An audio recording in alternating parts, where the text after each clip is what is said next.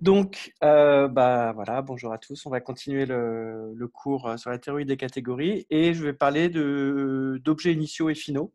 Alors, pour commencer, je vais parler d'objet initial. Alors, un objet initial, on peut donner la définition dans une catégorie en général. Donc, définition. Donc, je vais prendre C, une catégorie, et je vais prendre X, un objet de C. Alors, on dit que X est un objet initial dans C. On dit que X est un objet initial dans C. Si et seulement si de définition, eh bien, pour tout Y objet de C, il existe un unique morphisme de X vers Y. Il existe un unique F de X vers Y. Autrement dit, si je veux reformuler ça, le cardinal de l'ensemble des morphismes dans C de X vers Y est égal à 1. Voilà. Donc ça, on a défini ce que c'était que X est un objet initial. Alors, proposition. Si on considère deux objets initiaux, soit X1 et X2 appartenant à objet de C, deux objets initiaux de C, deux objets initiaux de C, alors X1 et X2 sont isomorphes. Alors X1 est isomorphe à X2. Donc deux objets initiaux d'une catégorie sont isomorphes. En fait, on a même mieux, on a que il existe un unique isomorphisme.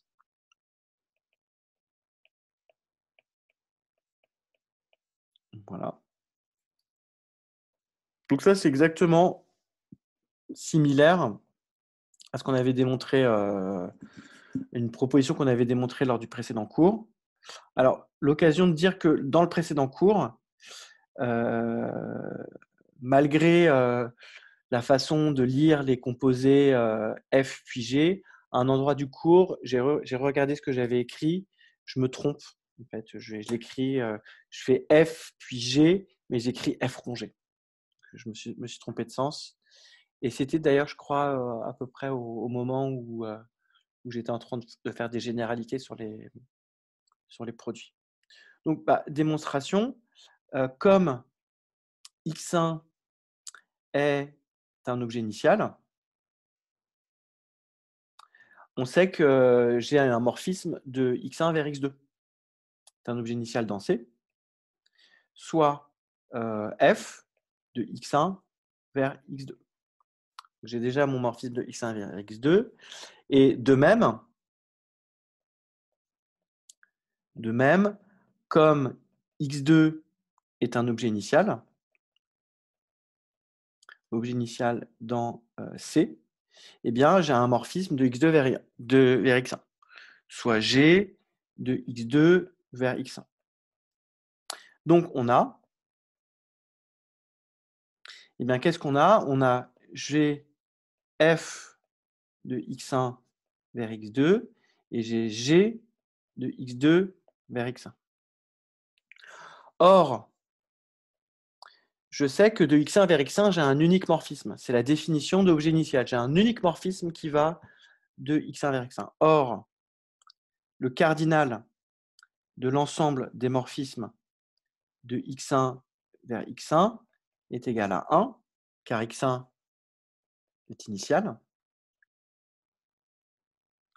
Donc, comme dans X1 vers X1, j'ai toujours au moins l'identité, j'obtiens que l'ensemble des morphismes de X1 vers X1, c'est égal à l'identité de X1.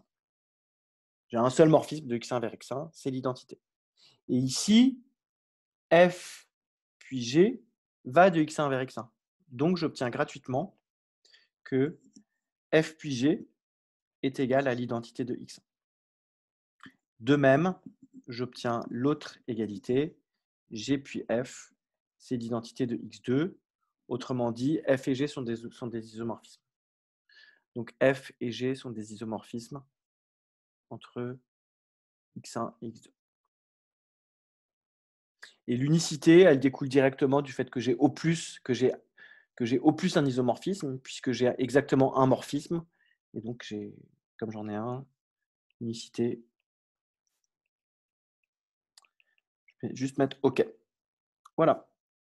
Donc, cette notion d'objet initial, c'est vraiment une notion catégorique. Ça dépend, c'est invariant à isomorphisme près. On va regarder des exemples d'objets initiaux. Alors, on va regarder d'abord dans ANS. Donc déjà, alors, petite remarque avant, j'ai une réciproque à la proposition précédente, c'est que si X est un objet initial dans C, et si Y est isomorphe à X, alors Y est aussi un objet initial.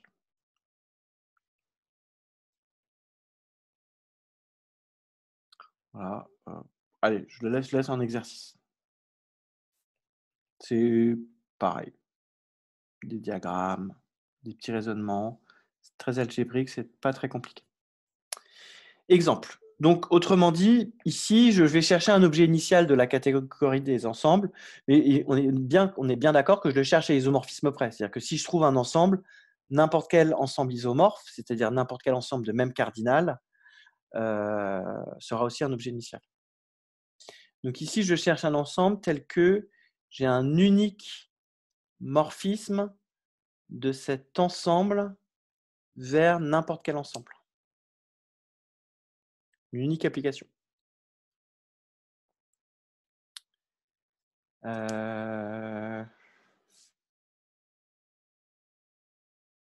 Alors, allez, je vous laisse. Est-ce que si vous avez trouvé la réponse ou si vous avez un truc à proposer. Miguel, qu'est-ce que tu proposes? Ensemble vide? Oui, l'ensemble vide. L'ensemble vide est initial. Est initial car si E est un ensemble, il y a une unique application. Il y a une unique application de l'ensemble vide vers E. Il y a une unique application de l'ensemble vide, ce qu'on appelle, c'est l'application vide.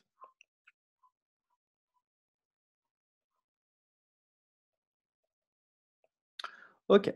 Alors maintenant, allons-y dans top.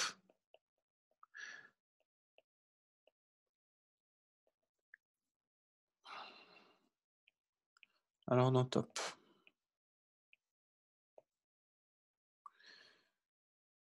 Bah ici, à ton avis, l'un ou l'autre de vous, qu'est-ce que Miguel?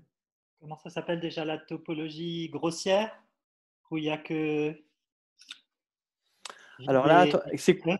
attention, la catégorie top, c'est la catégorie des espaces topologiques. Les objets, donc il ne faut pas que tu me donnes une topologie, il faut que tu me donnes un espace topologique. Un ensemble plus une topologie. Un vide. Bah, vide aussi. Avec vide. Ouais, Voilà, bah, la topologie vide, voilà. L'espace topologique vide. L'espace topologique vide. Du coup, on a du mal à voir l'intérêt de le dire comme ça. De quoi? Je comprends pas. Ces Amerlocs, ils sont toujours pragmatiques, là. C'est vrai. Ok, bon, je suis d'accord avec toi. Alors, on va passer à un autre exemple. Je considère maintenant E un ensemble ordonné et j'associe à E, donc ça c'est un ensemble ordonné, j'associe à E la catégorie que je vais noter C indice E inférieur ou égal, dont les objets sont les éléments de E.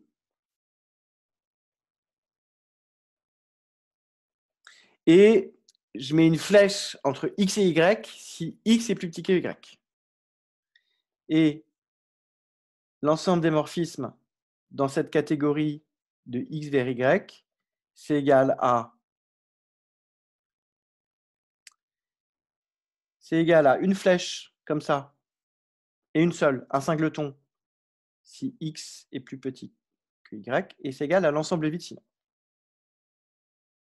Donc ça, c'est la catégorie canoniquement associée à un ensemble ordonné. Et donc, ça, on peut la dessiner facilement. Hein. Ça correspond vraiment à l'idée qu'un ensemble ordonné, c'est un graphe, et un graphe, c'est une catégorie. Donc, je vais dire que bah, voilà, lui, il est plus petit que lui, qui est plus petit que lui, il est plus petit que lui. J'ai des éléments, les éléments ne sont pas forcément comparables, donc je peux très bien avoir. Donc, ça, c'est ma catégorie C. Je peux très bien avoir une branche complètement disjointe, lui, mais qui se trouve être aussi plus petit que lui, et puis lui-même est plus petit que lui, et puis là, des éléments qui ne sont pas comparables ou qui sont comparables entre eux. Ça, j'ai une catégorie, ça me fait une catégorie.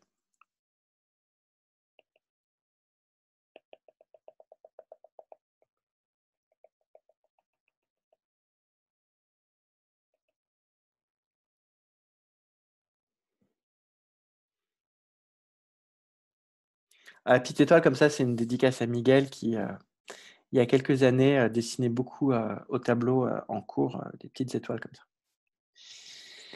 Et tu continues, Miguel, ou tu as perdu cette habitude? Non, non, je fais toujours des étoiles. Alors, si je regarde, par exemple, N, ou tiens, on va faire Z. Si je regarde Z muni de l'ordre usuel, bah, du coup, ça me fait...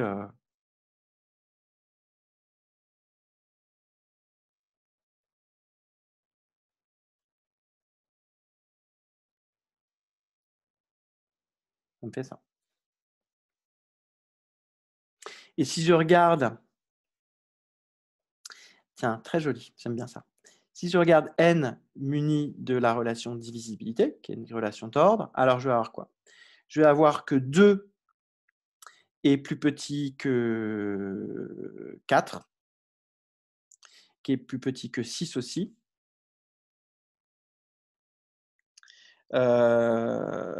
Ici, je n'ai pas dessiné, mais on a toujours des boucles, des éléments vers eux-mêmes. Hein. Mais elles sont inintéressantes. Un élément est toujours plus petit que lui-même. Donc là, j'ai toujours des petites boucles. Et puis, j'ai aussi les boucles composées. J'ai aussi les flèches comme ça. Mais si vous voulez, on va dessiner que les flèches les plus intéressantes.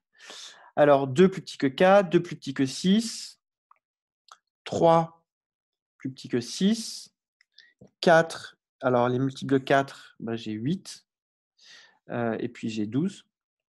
12 est aussi plus petit que 6. Les multiples de 6, bah, j'ai 12 et j'ai 18. Et 18, bah, c'est juste 2 et 3. Mais 18 est aussi divisible par 9. Et je crois que c'est tout. 2, 3, 4, 5.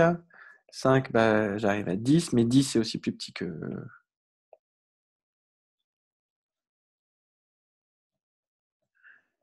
2, etc. Donc hein, le treillis des nombres entiers avec la divisibilité. Voilà, une catégorie. Alors, on revient au cas général. Retour au cas général. La catégorie associée à mon ensemble ordonné. Et donc, question, qui est l'objet initial de cette catégorie? Qui est l'objet initial de cette catégorie. Initial cette catégorie. Donc, on va raisonner par analyse synthèse.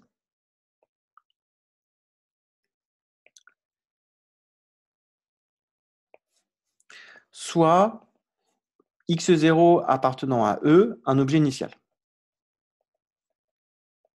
Un objet initial de ma catégorie.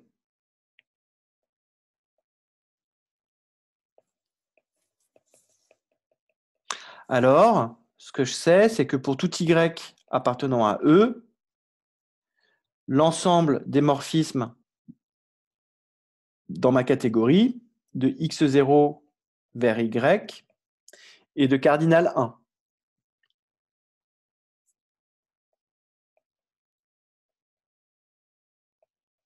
Et donc, en particulier, est non vide.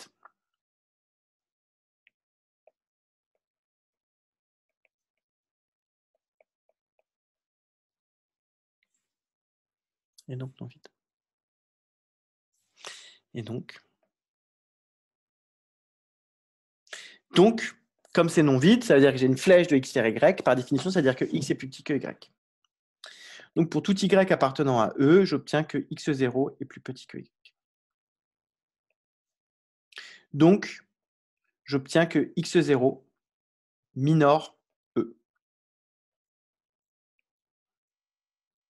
Or, x0 appartient à E, donc c'est le plus petit élément.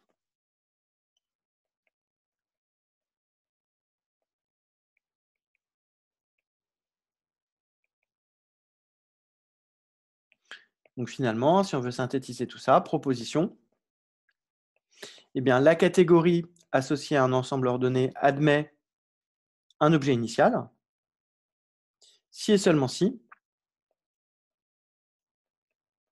E admet un plus petit élément.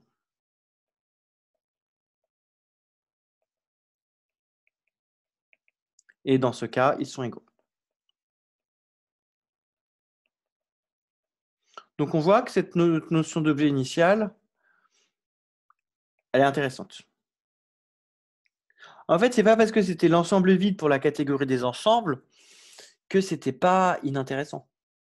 Parce que oui, c'est vide, mais ça veut dire que l'ensemble vide a un statut très particulier dans la théorie des ensembles. Ça nous permet d'une certaine façon de caractériser un petit peu en quoi l'ensemble vide est intéressant. Alors, on va continuer les exemples.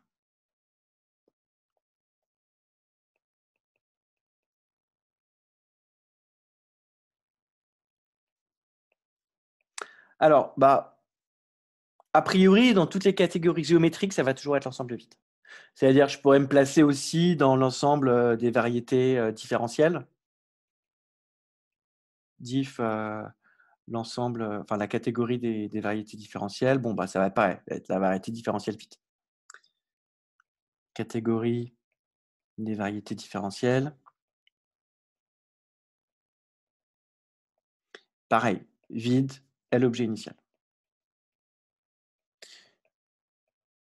Donc, on va se tourner vers les catégories algébriques pour voir s'il y a des choses plus marrantes. On va regarder la catégorie des groupes. Alors, Eric, est-ce que tu as une idée, par exemple, d'un objet initial? Catégorie des groupes. J'allais partir sur un truc un peu analogue aux ensembles vides, à savoir le groupe a un élément, mais vu que tu as dit que ça allait être plus intéressant, ça peut pas être ça. J'ai l'impression que c'est ça. Hein. On va regarder. Alors, la promesse du plus intéressant était... Ok. Alors, ici, je ne sais pas comment on va le noter. On va le noter... Avec le ton 0, non? Ouais. Quand c'est additif, non? Quand c'est additif? Ou ouais. Je vais le noter comme ça. Ok. Notons E, le groupe a élément. Le groupe a un élément. Le groupe a un élément. Oui, d'ailleurs, j'ai dit la dernière fois que un groupe abélien, quand même, ça faisait mal au cœur d'appeler ça un groupe, quand même. Et effectivement, la catégorie les groupes abéliens apparaissent naturellement comme les Z-modules. Donc, groupe abélien, je peux naturellement voir ça comme les Z-modules. On pourra en reparler éventuellement à l'occasion. Un Z-module, c'est rien d'autre qu'un groupe abélien. Donc ici, on va noter E, ce groupe, et la question c'est, soit G un groupe, soit G un groupe, a-t-on un unique phi de E vers G? Bah, comme on dit de nos jours, la question elle est vite répondue. Parce que, je ne sais pas si vous connaissez ce mème qui a tourné sur Internet. Non, non, je connais pas, moi. Je Bon, connais vous êtes rien. pas, c'est sur les réseaux sociaux, il y a un mec qui a fait une vidéo débile où à un moment donné, il fait une énorme faute de français. Il dit la question, elle est vite répondue. Et la vidéo, c'est vous voulez être riche comme moi. Alors, les gars, vous savez ce qu'il faut faire. Et à un moment, il dit la question est vite répondue. Donc ici, bah oui, ça marche, puisque un morphisme de groupe envoie nécessairement le neutre sur le neutre, donc j'ai pas le choix. J'ai pas le choix. Et par ailleurs, l'existence, donc unicité, c'est OK, car phi de E est nécessairement égal à EG pour un morphisme de groupe.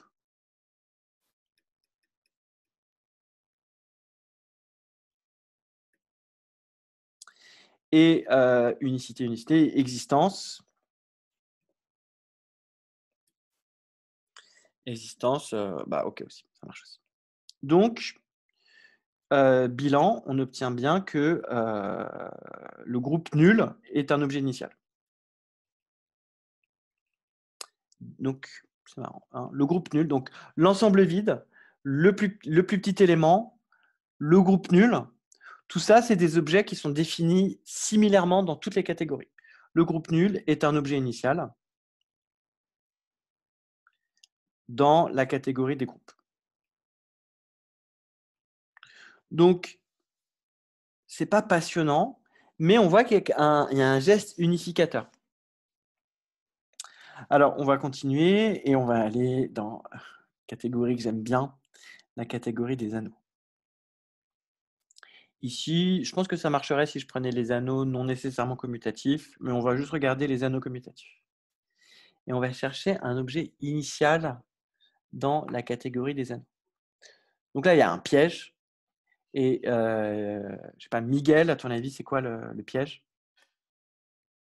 Le piège. Qu'est-ce qu'on a dit Nous, on cherche un objet initial. Déjà, pas sûr qu'il existe. Ouais.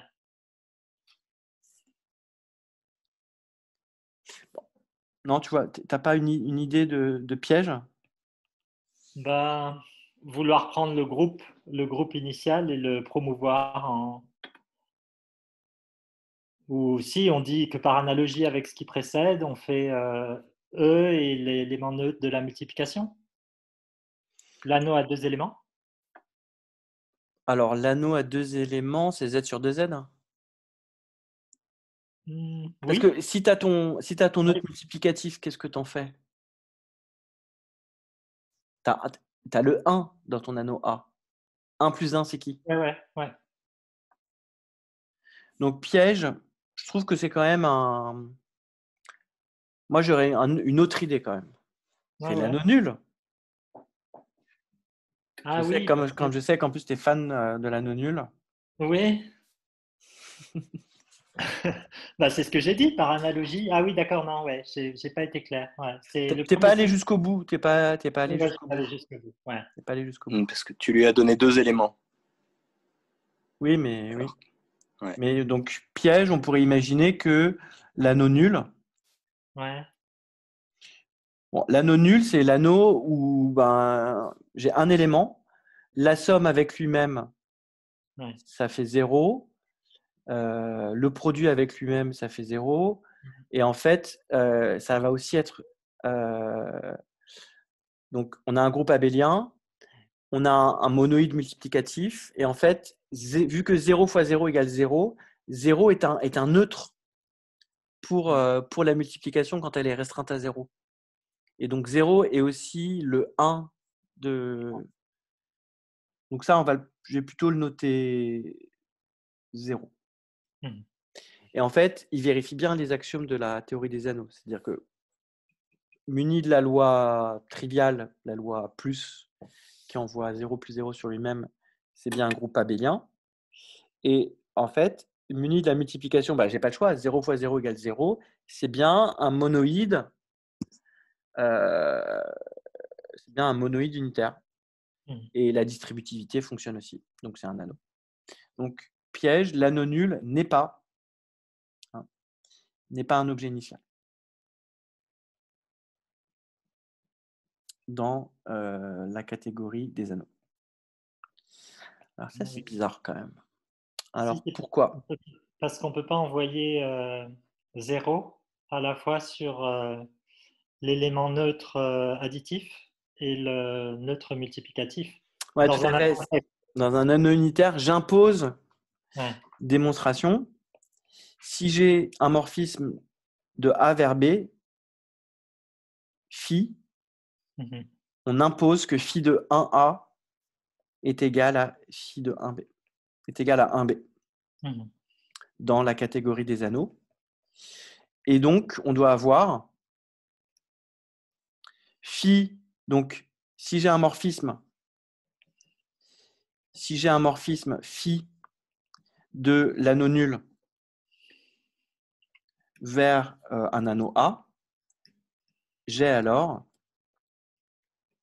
phi de 0 qui est égal à la fois à 0A, ça c'est ma propriété des morphismes de groupe, et qui est aussi égal à 1A, propriété des anneaux, des morphismes d'anneaux unitaires.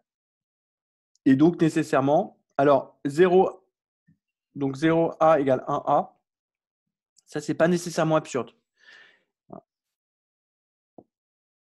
Est-ce que, par exemple, Miguel, tu vois pourquoi c'est pas nécessairement absurde que 0A égale 1A? Parce que on peut imaginer que l'anneau qui reçoit l'anneau A n'est pas forcément intègre. Oui, effectivement, mais en fait, faut que ça soit plus un réflexe, c'est qu'un anneau où 0 égale 1, c'est nécessairement l'anneau nul.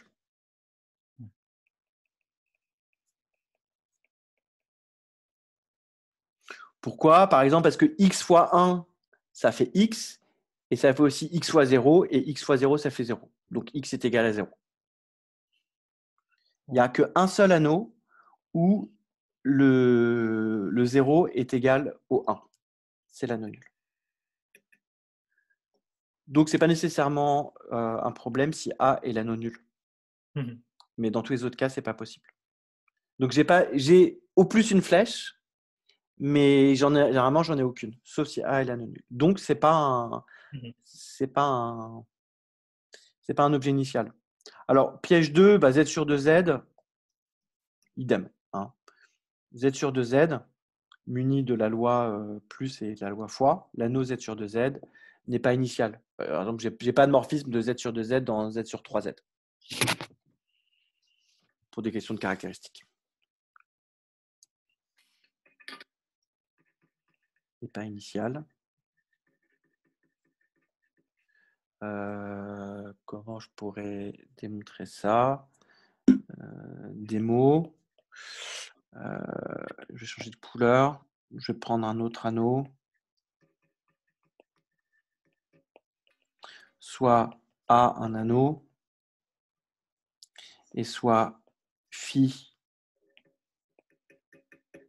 de Z sur 2Z vers A. Alors, j'ai que phi de 1 plus 1, c'est égal à 1A plus 1A, c'est égal à 2 fois 1A, et c'est aussi égal à phi de 2, c'est égal aussi à phi de 0, donc c'est égal à 0 de A. Et donc, j'obtiens nécessairement que la caractéristique de A divise 2.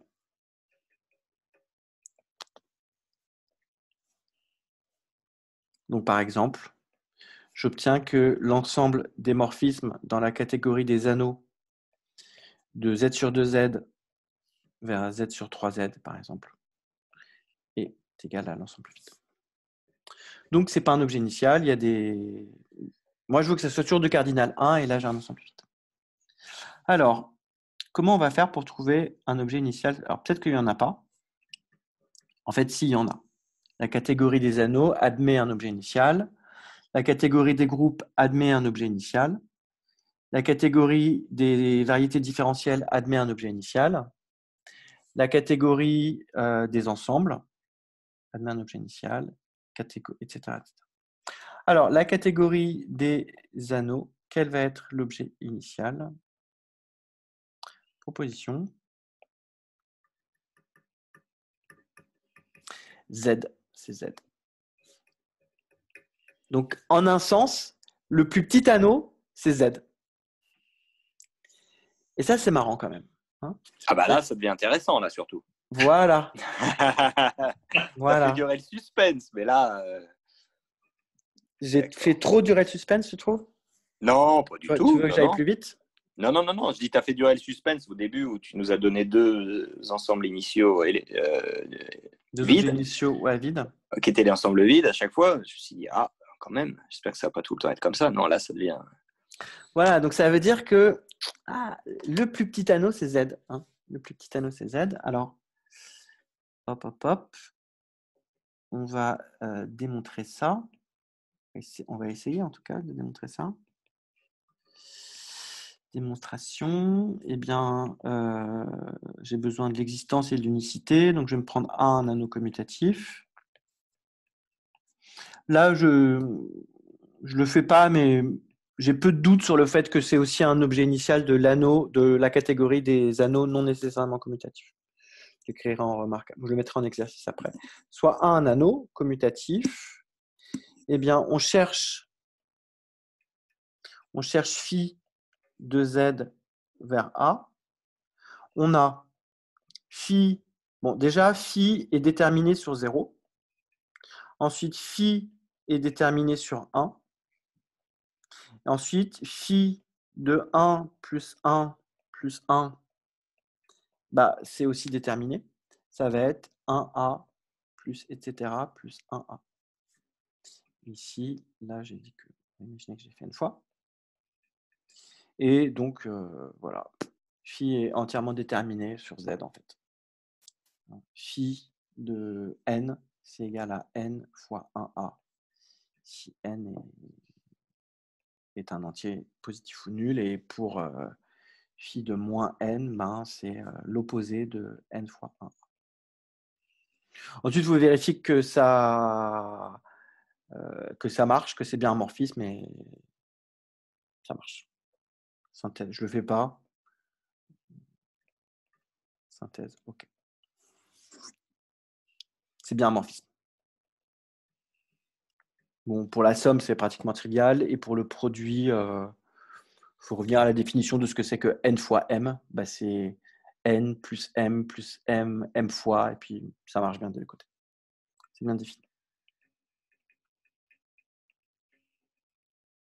D'ailleurs, c'est ce morphisme, donc finito. On a bien un unique morphisme. L'unicité, c'est que je n'ai pas le choix, et l'existence, c'est la synthèse.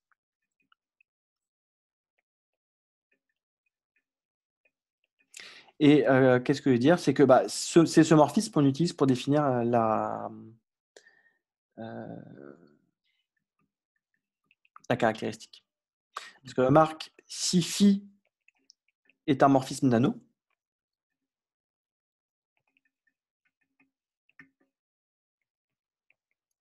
si phi est un morphisme d'anneau, et si J est un idéal de B,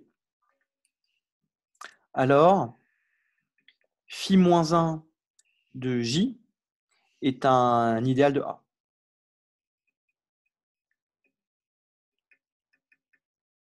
Donc, si j'ai A un anneau,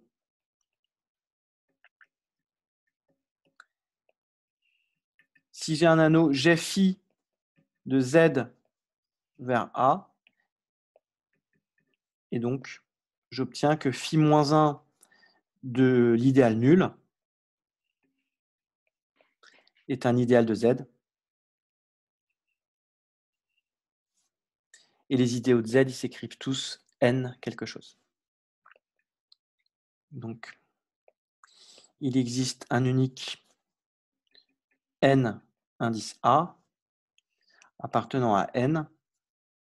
Je dois imposer que ce nombre soit positif pour avoir l'unicité, tel que phi moins 1 de 0 indice A, c'est-à-dire le tiré en arrière de l'idéal nul est égal à l'idéal principal de Z, Na.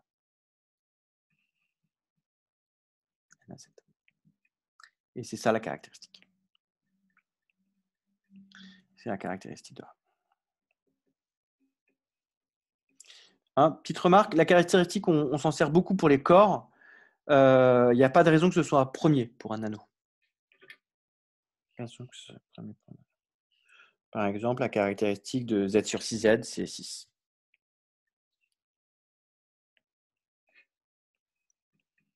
Exemple, caractéristique de Z sur 6Z égale 6. Voilà. Voilà la notion d'objet initial. Alors maintenant, on va définir la notion d'objet final.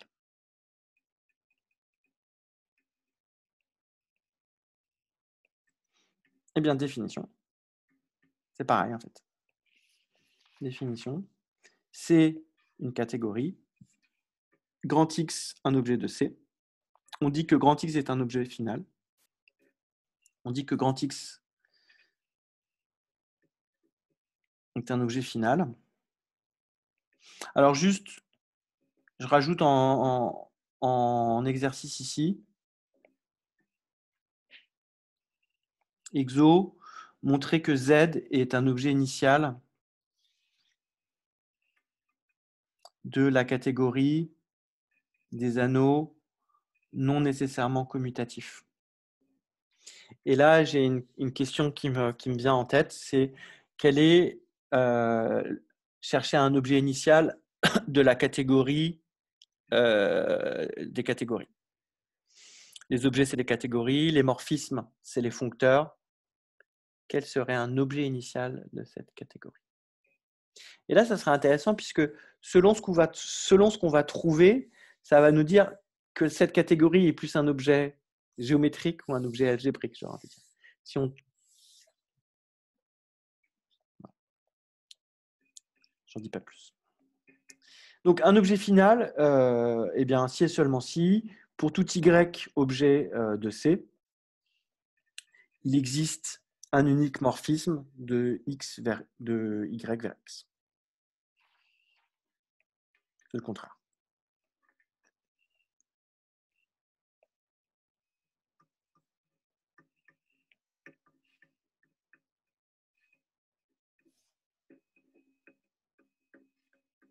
Alors, remarque très importante, c'est qu'on obtient donc que X, objet final de C, ça équivaut à X, objet initial de la catégorie opposée.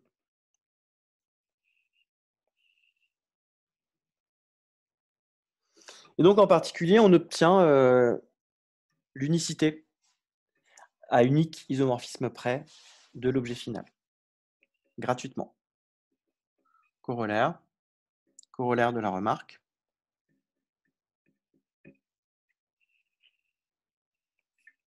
Unicité à unique isomorphisme près. Unicité à unique isomorphisme près de l'objet final. C'est gratuit.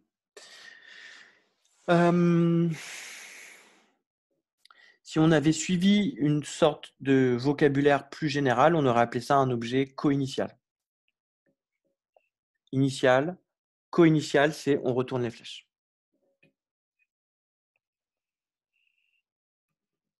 Et à l'inverse, un objet cofinal, ça c'est un objet initial. On aurait pu dire aussi, mais ce n'est pas très utilisé en pratique. X, un objet co-initial. Quand on met co devant la propriété, c'est qu'on fait la même chose, mais en inversant la flèche. Objet co-initial. On va regarder des exemples. Donc ça, j'avais envie de vous montrer ça parce que j'avais expliqué lors d'un précédent cours que lorsqu'on inversait les flèches, on obtenait une notion duale, et là, c'est la première fois qu'on le fait. Et évidemment, c'est ce qu'on fera pour les coproduits. On inversera la définition on inversera les flèches dans la définition de produit, on obtiendra la notion de coproduit. Exemple. Alors, on va aller voir un petit peu ce qui se passe. Alors, à mon avis, ça va être un peu plus compliqué. Alors, dans la catégorie des ensembles. Si vous voulez, si vous savez ou si vous voulez proposer quelque chose, bah dites-le. Et puis moi, sinon, je vais donner direct pour aller un petit peu plus vite. Catégorie des ensembles, objet final, singleton.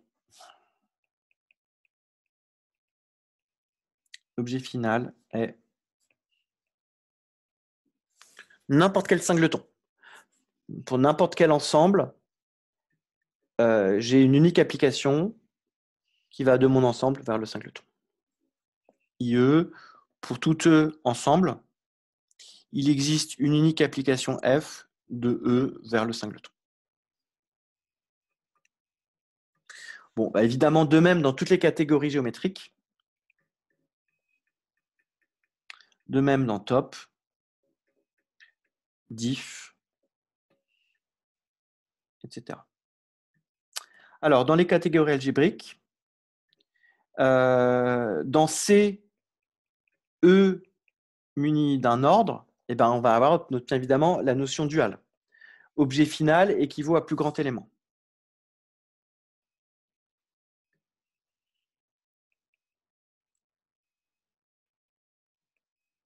IE maximum. Voilà, plus grand élément. IE max. Élément max. Plus grand élément. Oh, on va laisser plus grand élément. Voilà. Alors, dans la catégorie des groupes. Dans la catégorie des groupes. Groupe nul, à mon avis, ça va marcher également. C'est marrant. Hein.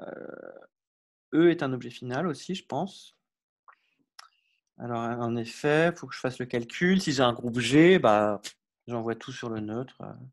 J'ai qu'une seule façon de le faire et ça existe toujours. Donc, c'est bien un objet final. Ensuite, on va regarder dans la catégorie des anneaux.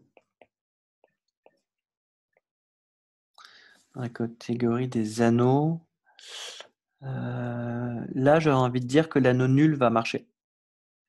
L'anneau nul va marcher, j'envoie tout le monde vers 0. Et est-ce que c'est un morphisme? Oui. Et j'ai donc 0. 0 est un objet final.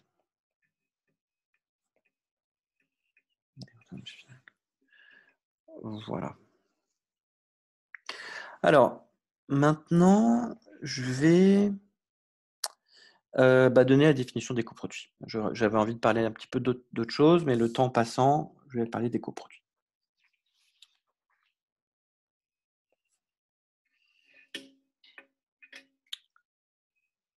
Voilà.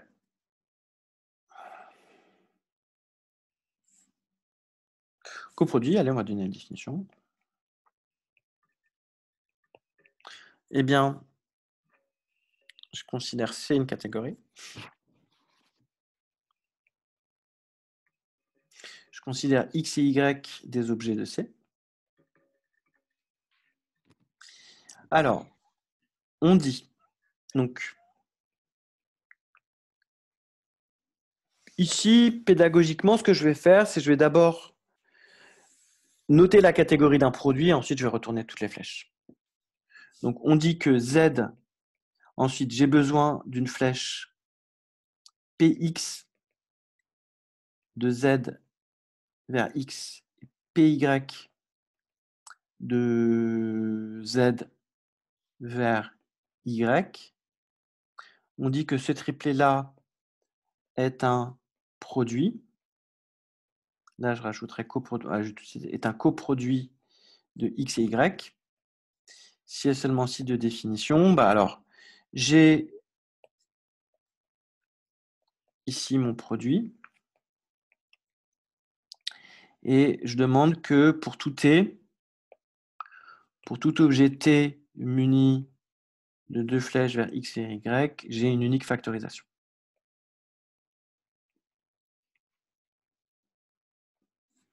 Voilà, ça c'est la définition de produit.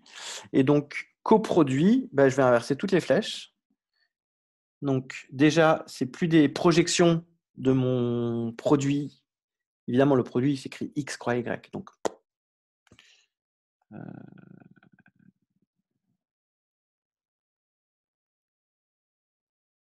ça, j'inverse. La claque. Donc, j'ai un objet muni de 2 flèches, une flèche de X vers cet objet et une flèche de Y vers cet objet. Et je demande qu'à chaque fois que j'ai un objet T avec une flèche de Y vers cet objet et une flèche de X vers cet objet, j'ai une unique factorisation de mon objet Z vers cette factorisation. Et ici, je ne vais pas appeler mes objets, mes flèches PX et PY, parce que ce n'est plus des projections, mais je vais plutôt les appeler I. Parce qu'on va voir que c'est plutôt des inclusions, en fait. X et Y. Voilà, ça c'est la définition d'un coproduit. Bon, on va aller voir du côté des exemples pour comprendre un petit peu ce qui se passe. Donc, évidemment, c'est ce que je viens de dire, c'est que, remarque, Z muni de IX et muni de IY est un coproduit de X et Y. Eh bien, si et seulement si, évidemment, Z muni des deux mêmes flèches est un produit. Donc, est un coproduit de X et Y dans C. Ça, c'est évidemment équivalent à ce triplet-là est un produit de X et Y, mais dans la catégorie opposée. C'est ce que j'ai fait, de X et Y dans la catégorie, c'est les mêmes objets et les flèches sont renversées. Voilà. Alors, allons voir les exemples. Exemple. Je ne sais plus je suis à combien de temps, à quelle heure j'ai commencé. Il n'y a pas moyen de le voir, j'ai l'impression. Alors, exemple. On va commencer par la catégorie des ensembles.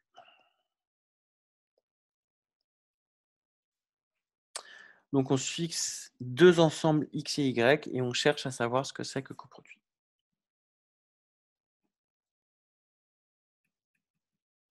Donc, X et Y des ensembles. Et donc, analyse.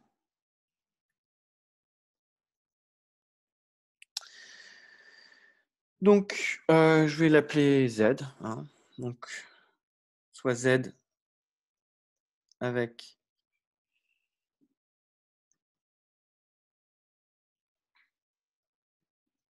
un coproduit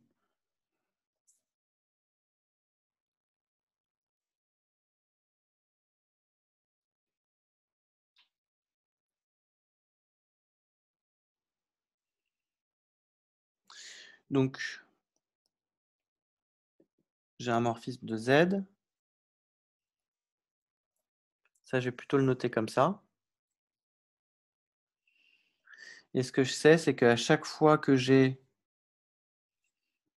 une application de X vers T et une application de Y vers T, je peux en déduire de façon unique une application phi, par exemple, de z vers t.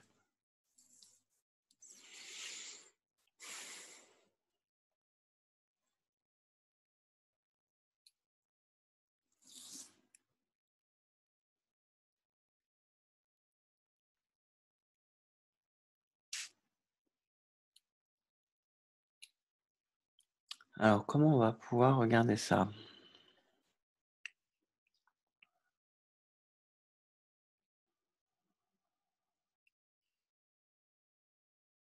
Le coproduit.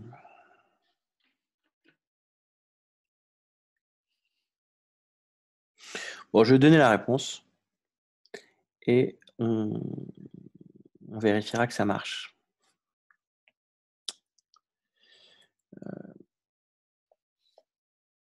Donc ici, on va noter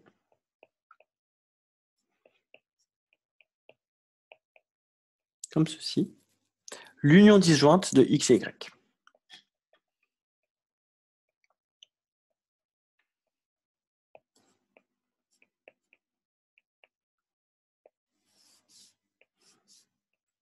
Donc, ce n'est pas l'union de x et y, ce n'est pas l'union des deux ensembles x et y. Par exemple, c'est, eh bien, si je veux en donner une définition formelle, ça va être par exemple x croix 0 union y croix 1. Comme ça, je suis sûr que je n'aurai jamais d'élément commun entre cette copie de x. Ça, c'est une copie de x.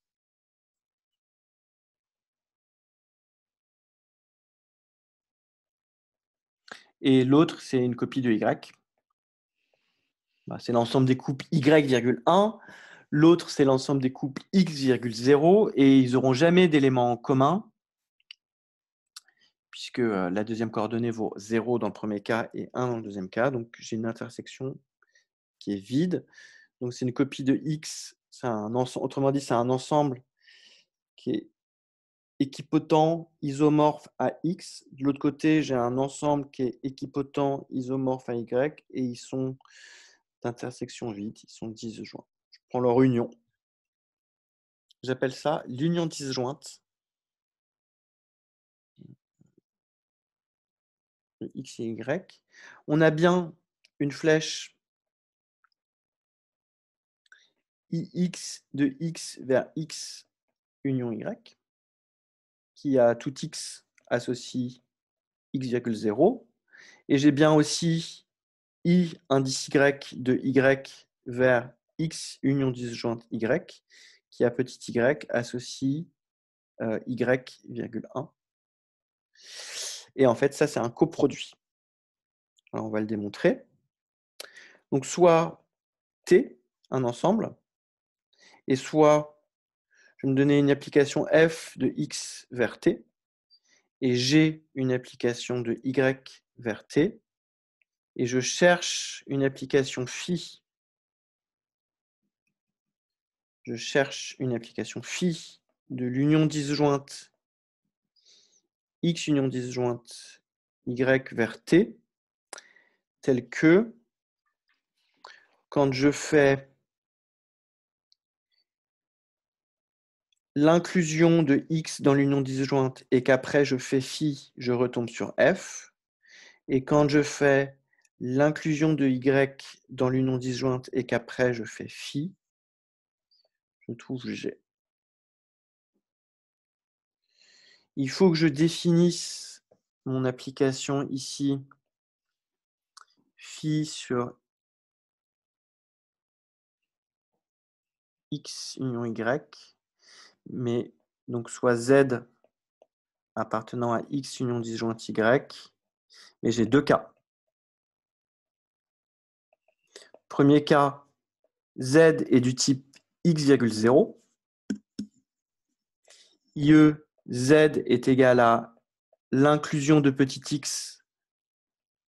Et dans ce cas-là, je n'ai pas le choix. Alors, j'ai nécessairement phi de z qui est égal à phi de ix petit x, et donc qui est égal nécessairement à f de x. Et deuxièmement, pareil, si z est du deuxième type, c'est-à-dire si z s'écrit y,1, eh bien alors, je peux que poser phi de z est égal à g de petit y. Donc j'ai une unique application qui fonctionne et elle fonctionne. Et donc si on fait un dessin,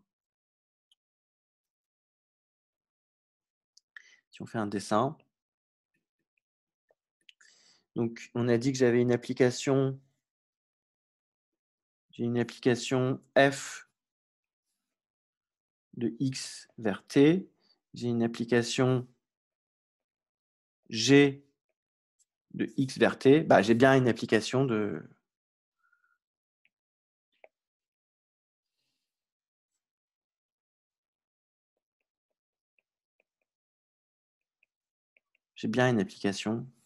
ici que je ne sais pas comment je pourrais la noter, f union disjointe g qui marche. On remarque qu'ici, on a retourné le signe produit pour faire le signe coproduit.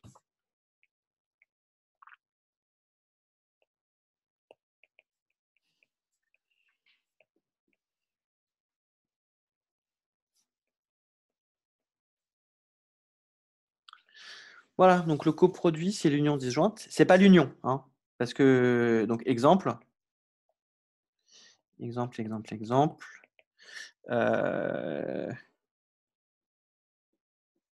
sais pas si je fais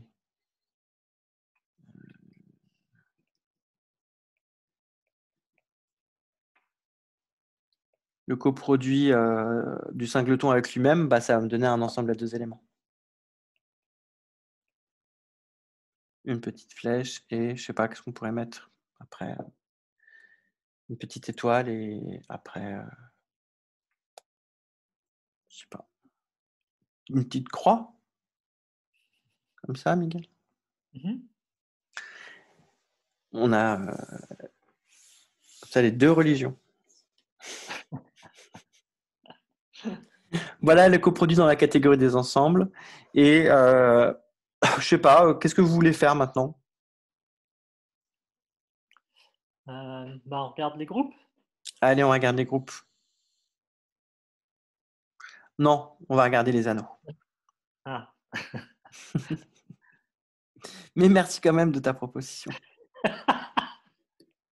On regarde les anneaux. Donc ici, je prends deux anneaux.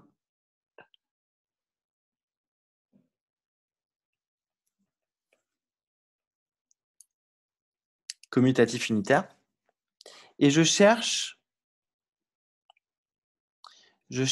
un anneau C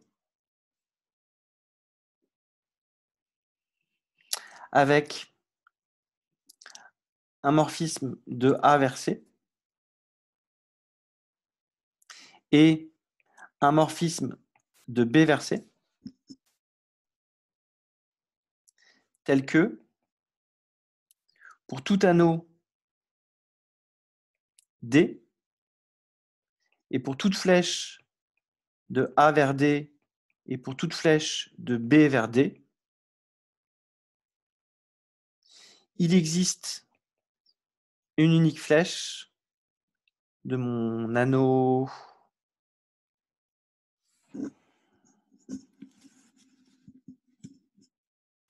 ici je vais changer de notation. Je vais l'appeler temporairement un anneau coproduit A et B, tel que si j'ai un morphisme, si j'ai un anneau D et un morphisme de A vers D et un morphisme de B vers D, je crois que je vous ai donné la réponse lors du précédent cours. J'ai un unique morphisme du coproduit de A vers B vers cet anneau D. C'est ça que je cherche.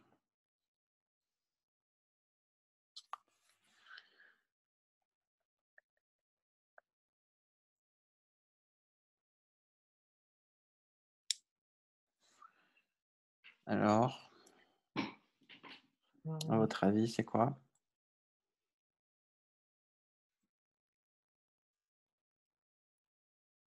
Bah, l'union de deux anneaux, ça marche pas. Non. C'est pas un anneau. Il faut que tu mettes un D, là, la dernière lettre. Ouais, c'est un T. Ça me permet de gagner du temps. On a parlé de ça la dernière fois. Ouais, je l'ai dit vite fait, je pense.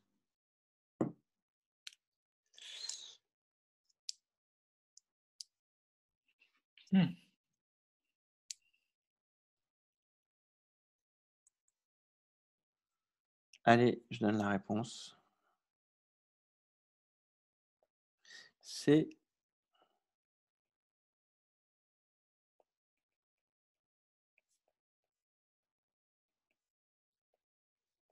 le produit tensoriel. Oh là là. Oh Ok. là là, le voilà arrivé, Oh là là là là. le produit tensoriel. Ah oui, On ne l'attendait manquait- pas, là. On était sur les coproduits, les unions, et clac, l'anneau tensoriel. ouais. Il manque plus que le produit en couronne de groupe et puis on peut aller se coucher après. Hein. Ouais. Alors, donc du coup, on a bien un morphisme de A vers le produit tensoriel, qui est un objet petit a associe A tensorisé avec 1. On a bien B de même vers A tenseur B, qui a petit b associe un A tensorisé avec un B, avec petit b. Donc, je vous rappelle la philosophie du produit tensoriel, c'est que c'est les sommes, définition. A tens B, par définition, c'est les objets qui s'écrivent somme des AI produits tensoriels BI, I variant de 1 à N, pour N un entier, non nul, et pour AI un élément de A, et BI un élément de B. Donc c'est un petit peu les sommes formelles de si j'avais le droit de faire le produit entre A et B. Comme ça. Et je dois quotienter ça par une relation d'équivalence. Et la relation d'équivalence, c'est the middle player. Ça, je viens de l'inventer sur le moment. Relation d'équivalence égale qui est the middle player.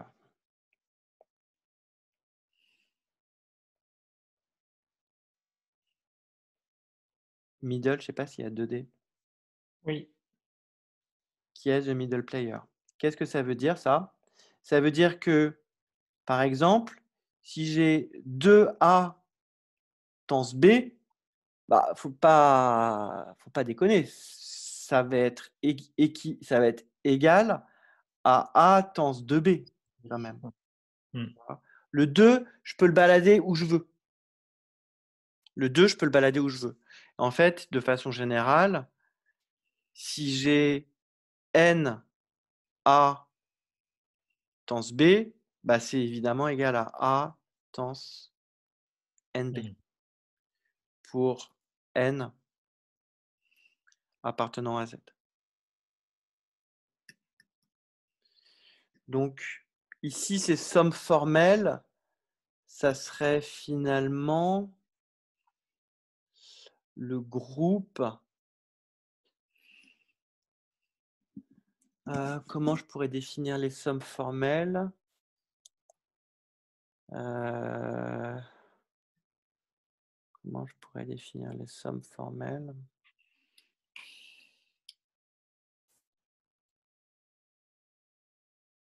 Si je voulais vraiment le définir, il faudrait que j'aille, en fait. Alors, j'ai d'autres relations d'équivalence. Je vais pas vous donner la version formelle aujourd'hui. Bon, la morale de cette relation d'équivalence, c'est premièrement, c'est qui est the middle player, mais j'ai d'autres quand même j'ai d'autres égalités que je dois mettre dans mon paquet. C'est que, par exemple, j'ai A plus A' tenseur B. Bah, ça, c'est censé être la même chose que A tenseur B plus A' tenseur B, etc.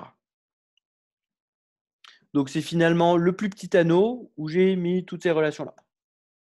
On appelle le potentiel. Alors, si je voulais... Allez, je vous fais quand même la définition formelle. Et ça sera la dernière chose que je ferai aujourd'hui. Je vais écrire ça en bleu. Non, c'est pas très lisible le bleu, je vais écrire ça en bleu. En noir. Construction de A tens B. Alors, la première chose, c'est que si X est un ensemble, je définis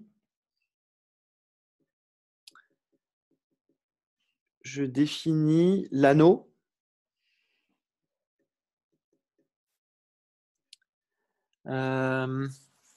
est-ce que je définis l'anneau? Comment je pourrais faire ça?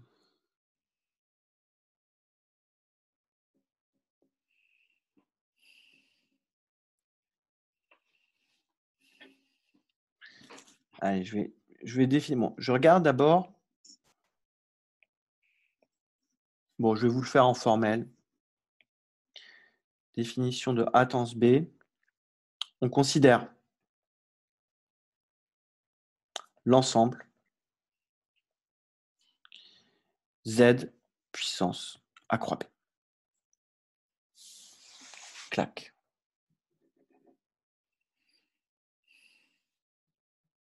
Et je note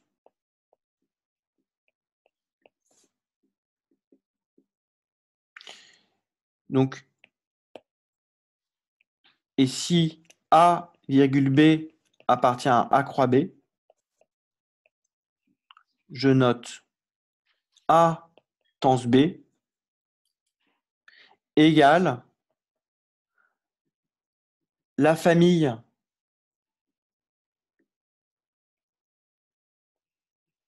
si A0 B0 appartient à A croix B, je note A0 tens B0, la famille qui au couple A0 B0 associe 1 et à tous les autres AB associe 0. Si AB est différent de A0 B0. Donc là, j'obtiens naturellement un groupe abélien.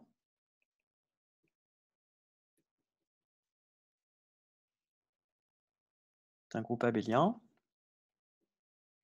Et donc, j'obtiens naturellement déjà toutes les sommes. J'obtiens donc tous les éléments du type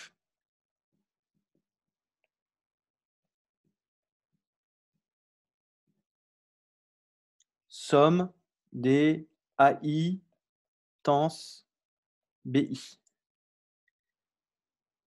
I variant de 1 à n. Ici, je vais un peu revenir en arrière parce que moi, j'ai envie que tous mes tenseurs soient de ce type-là. Et a priori, quand je regarde Z puissance AB, comme c'est des sommes finies, je ne vais pas tous les avoir. Donc là, je vais regarder plutôt Z puissance A croix B, c'est-à-dire l'ensemble des suites presque nulles. IE, l'ensemble des suites presque nulles. Ça veut dire que ça vaut 0 pour une infinité, c'est non nul juste pour un nombre fini de tenseurs AIBI. J'obtiens ça. Et je peux même mettre des entiers devant. Mieux, j'obtiens des sommes de lambda I tenseur AIBI, I variant de 1 à n, si lambda I est une famille d'entiers, et si AI est une famille d'éléments de A, et BI est une famille d'éléments de B. Donc, j'obtiens tous mes sommes de tenseurs. J'ai créé un produit. En fait, vu que j'ai aucun lien de produit entre A et B, je crée artificiellement pour chaque. C'est vraiment ça l'idée du produit tensoriel. C'est que pour chaque A appartenant à A et chaque B appartenant à B, j'invente ex nihilo un produit A fois B qui sort de nulle part. Et je le note comme ça. Ah, bah, il n'existe pas, c'est pas grave, j'invente et je le note à croix B. Et comment je fais ça? Je fais ça avec la façon dont je vous l'ai décrit juste au-dessus. Donc ici, je regarde l'ensemble des suites presque nulles, la valeur dans Z, et puis la suite qui a A0, B0 associe 1 et au reste associe 0, eh bien, je note ça comme ceci. J'ai naturellement une structure de groupe abélien et je munis ça d'un produit, muni d'un produit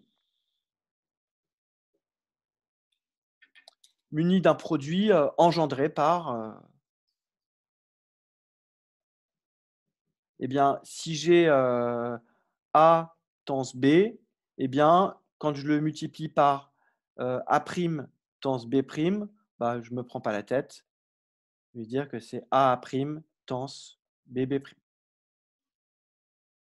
Là, j'utilise le fait que c'est des anneaux commutatifs. Quoique, non, pas sûr. Non, je n'utilise pas le fait que c'est des produits commutatifs. Voilà, j'ai ça. Et du coup, c'est censé, si je dois être capable, alors, j'ai quand même un petit fait ici qu'il faut avoir en tête, c'est que grâce au fait que j'ai pris grâce au fait que j'ai pris que les suites presque nulles, pour tout élément x de l'ensemble des suites presque nulles indexées par A croix B, eh bien, j'ai un unique. Alors, je ne vais pas prendre l'unicité. Il existe n appartenant à n étoiles, si je veux. Il existe une famille lambda I d'entiers. Et il existe une famille AI de l'élément de A. Et il existe une famille BI d'éléments de B, tel que mon élément X, c'est égal à la somme des AI tens BI. I égale 1 à N. Tout élément de mon ensemble produit tensoriel s'écrit bien comme une somme de tenseurs purs. Ça s'appelle des tenseurs purs.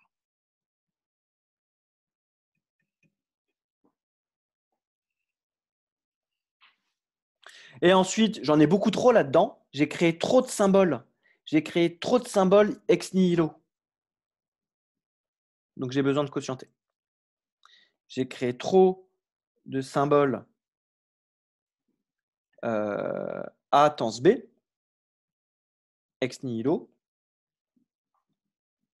Donc, il faut que j'en supprime. Et donc, je considère maintenant,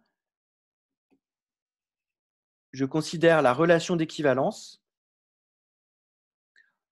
La relation d'équivalence sur Z puissance A croix B.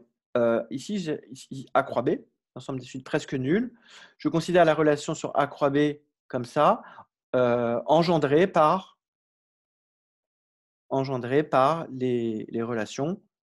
Donc, qu'est-ce que je vais imposer? J'impose tous les trucs naturels. J'impose le fait que lambda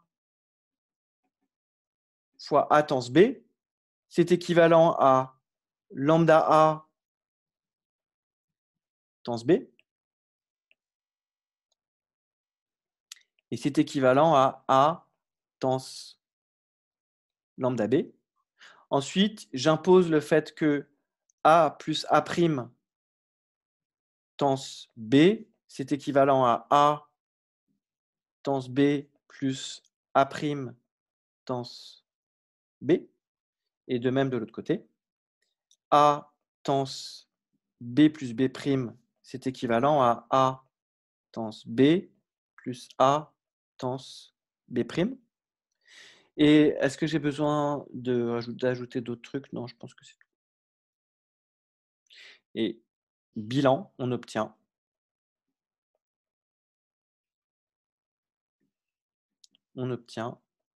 l'anneau A tans B, anneau commutatif, unitaire. Commutatif unitaire. Et muni d'une flèche de A vers A tans B, qui est en gros l'identification de A à mes produits ex nihilo, qui a A associe A tans B, et l'autre flèche symétrique. Voilà. Commutatif unitaire, le neutre, etc. etc. Donc ça, c'est la définition du produit tensoriel. Voilà. Donc, j'en dirai un petit peu plus lors du prochain cours. Vu que le temps a pas mal coulé, et ça permettra de digérer un petit peu la notion, on reviendra sur cette notion d'anneau, de produit tensoriel de deux anneaux. On pourra éventuellement se demander, mais c'est quoi parce qu'on peut faire des produits tensoriels entre des anneaux, on peut faire des produits tensoriels entre des K-algèbres, on peut faire des produits tensoriels entre des A-modules, on peut faire des produits tensoriels ensuite lorsque c'est pas forcément commutatif. Donc, voilà. Je me restreindrai au cas simple où c'est commutatif. Je parlerai peut-être des A-modules, peut-être aussi des K-algèbres. Je parlerai des K-algèbres. Et on vérifiera que ça marche dans ce cas. Pour terminer, je vais juste vous demander si vous avez des questions là-dessus ou sur quelque chose d'autre. Non, j'ai pas de questions, mais j'ai un commentaire. J'ai trouvé ça vachement intéressant. Pareil. Tu vois, au début, Pareil. Ouais. Au début, quand tu m'as invité à un cours sur les catégories, je me suis dit, bon, je réponds par politesse parce que c'est que là, mais ça va être chiant. Et en fait, là, je trouve que c'est passionnant. Ça donne envie d'avoir le temps de chercher les exercices. J'ai envie de prendre le temps pour regarder un peu les exercices que tu sèmes sur le chemin. Ok. Bah écoute, merci. J'en profite quand même pour faire pas mal de maths à côté. C'est l'occasion de faire de l'algèbre commutative, de faire de la théorie des groupes, de faire peut-être un petit peu même de théorie des. J'ai vu pas mal. On a fait aussi de la topologie, etc. Mais c'est toujours des questions qui sont motivées par une approche catégorique de tiens, ça se passe comme ça dans telle catégorie. Qu'est-ce que ça fait lorsque je me pose la question similaire dans une autre catégorie? Voilà. Et je ne sais pas si tu as remarqué, Miguel, c'était un clin d'œil d'une certaine façon, mais la construction que j'ai hésité à faire, et puis je ne sais pas, je vais la faire, je ne la fais pas, je ne la fais pas, c'est une question que tu m'as faite il y a quelques années sur l'anneau des polynômes qu'accroché S. Tu avais noté ça, qu'accroché S pour S un ensemble quelconque. L'anneau des polynômes à un déterminé dans grand S. Ouais, tu sais que j'ai retrouvé ces lettres à Chapias. Je les ai toujours là-bas. C'est marrant. Et donc, c'est la même chose en fait. Hein. Ouais. La même chose. Voilà. Est-ce que, alors déjà, je vais prendre le temps de vous remercier pour ces compliments. Ça fait plaisir. Je suis content si ça plaît. Et est-ce que sinon il y a d'autres questions ou d'autres remarques? Bon. Non, pas, même remarque et pas de questions. Merci, ça fait plaisir. Pas facile d'accepter des compliments, mais je les accepte avec plaisir. Et ouais, c'est pas. Merci. Donc, on continuera ça au prochain cours. Oui. On repassera des couches sur les anneaux, sur les produits tensoriels d'anneaux. On pourra faire des petits calculs aussi, prendre des exemples d'anneaux. On pourra faire Ouais. ça ensemble. Vous me donnez des anneaux et il faut calculer le produit tensoriel. Regarde. Ouais, bonne idée. Ouais, pour rendre ça un peu concret. Ouais. Ouais, pour rendre ça un peu concret. Voilà, mais l'idée vraiment du produit tensoriel, c'est bon, bah, allez, je vais imaginer que je peux faire le produit entre A et B et je le fais de façon intelligente et je le fais de façon minimale et j'obtiens le produit tensoriel. Voilà. Bon, ben, je vais arrêter l'enregistrement là. Ouais. Merci à ceux qui nous écoutent sur Internet aussi.